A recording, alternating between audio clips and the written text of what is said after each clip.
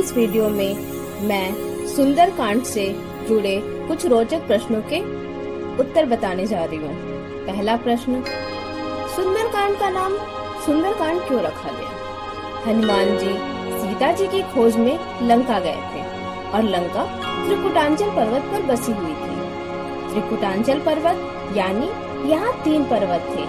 पहला सुबेल पर्वत जहाँ के मैदान में युद्ध हुआ था, दूसरा नील पर्वत जहाँ राक्षसों के महल बसे हुए थे और तीसरे पर्वत का नाम है सुंदर पर्वत जहाँ अशोक वाटिका निर्मित थी। इसी वाटिका में हनुमान जी और सीता जी की भेंट हुई थी। इस कांड की सबसे प्रमुख घटना यही हुई थी, इसलिए इसका नाम सुंदरकांड रखा गया है। दूसरा प्रश्न, शुभ अवसरों पर सुंदरकांड का पाठ क्यों किया जाता है? शुभ अवसरों पर गोस्वामी तुलसीदास जी द्वारा रचित श्री रामचरितमानस के सुंदरकांड का पाठ किया जाता है। शुभ कार्यों की शुरुआत से पहले सुंदरकांड का पाठ करने का विशेष महत्व माना गया है। जबकि किसी व्यक्ति के जीवन में ज्यादा परेशानियां हो, कोई काम नहीं बन पा रहा हो, आत्मविश्वास की कमी हो या कोई और समस्या हो, सुंदरकांड के पाठ से शुभ फल प्राप्त होने लग जाते हैं। कई ज्योतिषी या संत भी विपरीत परिस्थितियों में सुंदरकांड करने की सलाह देते हैं। तीसरा प्रश्न, सुंदरकांड का पाठ विशेष रूप से क्यों किया जाता है? माना जाता है कि सुंदरकांड के पाठ से हनुमान जी प्रसन्न होते हैं। सुंदरकांड के पाठ में बजरंगबली की कृपा बहुत ही जल्दी प्राप्त हो जाती है। जो लोग नियमित रूप से सुंदरकांड का पाठ करते हैं, उनके सभी दुख दूर हो जाते हैं। इस कांड में हनुमान जी ने अपनी बुद्धि और बल से सीता माता की खोज की है।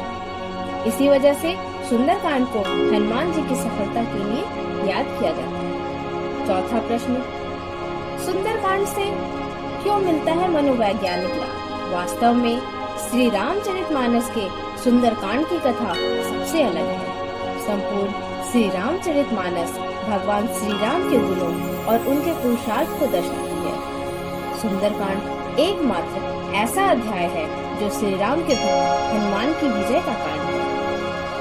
मनोवैज्ञानिक नजरिए से देखा जाए तो यह आत्मविश्वास और इच्छा शक्ति बढ़ाने वाला कांड है। सुंदरकांड के पाठ से व्यक्ति को मानसिक शक्ति प्राप्त होती है।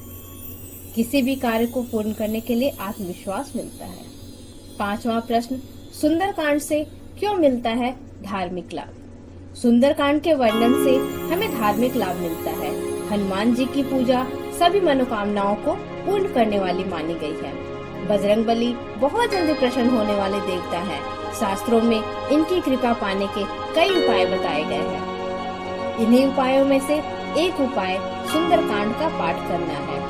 सुंदरकांड के पाठ से हनुमान जी के साथ ही श्री राम की भी विशेष कृपा होती है।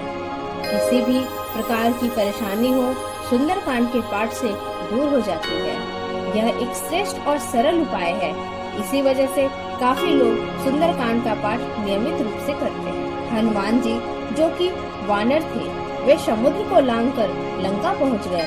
वहां सीता माता की खोज की, लंका को जलाया, सीता माता का संदेश लेकर श्री राम के पास लौट आए।